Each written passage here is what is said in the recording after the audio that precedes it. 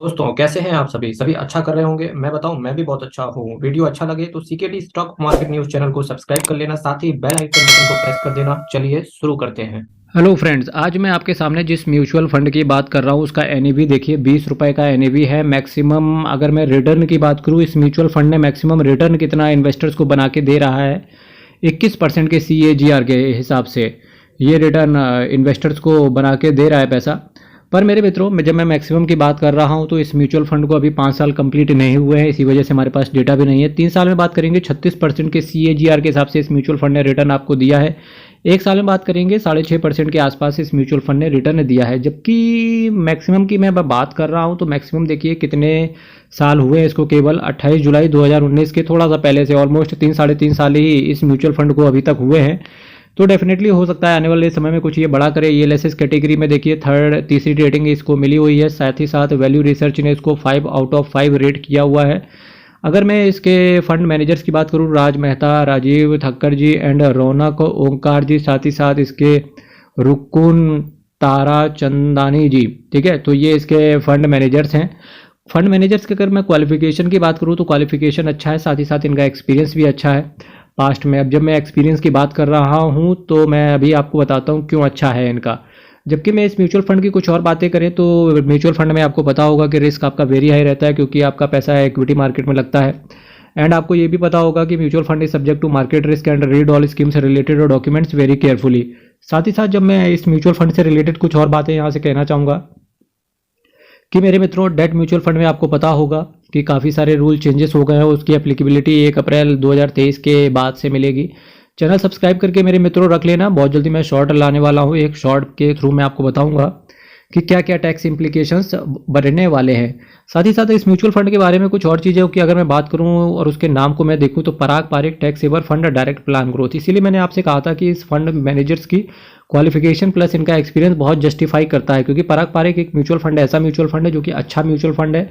साथ ही साथ इनका जो असेट अंडर मैनेजमेंट है वो हालांकि कम है और हालांकि इन्वेस्टर्स के ऊपर ट्रस्ट ये धीरे धीरे करके बना रहे हैं। पराग पारिक एक अच्छा नाम रखता है म्यूचुअल फंड के क्षेत्र में।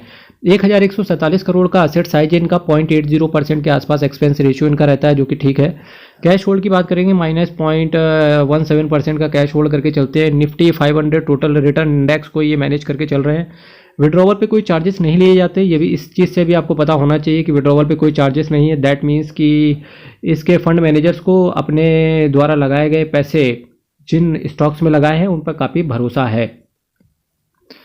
आओ चलें फाइनेंशियल, ये कुछ सेक्टर है जहाँ पर आपका पैसा रहता है। Financial, technology, automobile, consumer staples, energy, material, health care services, metals and mining, ये कुछ सेक्टर्स है जहाँ पर आपका पैसा रहता है। ये देखिए, इंडिया केवल एक ऐसी कंट्री है, कितना डाइवर्सिफाइड इंडिया का स्टॉक मार्केट, यानी कि इंडिया की इकोनॉमी कितनी ज़्यादा डाइवर्सिफाइड है, आप इन सेक्टर्स से देख सकते हो। सारे सेक्टर्स इंडिया में चलते हैं मेरे मित्रों। इंडिया पर्टिकुलरली अगर मैं भारत की बात करूं तो इंडिया एक स्पेसिफिक इकोनॉमी नहीं है किसी भी चीज़ से रिलेटेड। इंडिया में हर टाइप की इकोनॉमी, हर टाइप का बंदा इंडिया में मिलेगा। ये रीज़न है कि आज दुनिया इंडिया की तरफ बिल्कुल देख रही है एकटक नज़रों से। अगर मैं कुछ शेयर्स की बात करूं जहां पर आपका पैसा रहेगा, वहां देख लीजिए। Housing development finance corporation, ICICI bank, Axis bank, Bajaj holdings and investment limited, ITC limited, power grid corporation India limited, Coal India, SCL technology, TCS, Wipro, Maharashtra scooters and Maruti Suzuki, national bank for agriculture and rural development and Hero MotoCorp, CMS info systems, Motilal Oswal financial services limited, Indian energy exchange limited, NMDC limited, Cadila health care, Ipca laboratories, doctor Reddy's laboratories, Sun pharmaceutical, Cipla limited, CCL product, Balkrishna industries, central deposit CDSL के नाम से आप इसे जानते हैं, UTI asset management company, ICRA limited, multi commodity exchange India, NMDC steel, Oracle financial services software limited.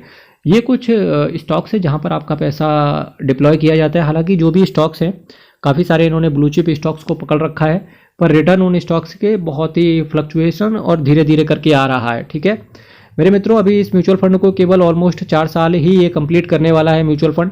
तो जैसे जैसे ये म्यूचुअल फंड और आगे बढ़ेगा, हो सकता है रिटर्न इसका श्रिंक होते हुए देखने को मिले, तो थोड़ा सोच समझ के इन्वेस्ट कीजिएगा। Quant tax plan, direct growth, same line of business में ये भी काम करते हैं। Bandhan tax advantage, ELSS, direct plan growth, इन सभी के वीडियोस ऑलरेडी मेरी प्लेलिस्ट पे जरूर विजिट कीजिएगा, वहाँ पर इन सभी के इन डेप्थ एनालिसिस ऑलरेडी पड़े हुए हैं।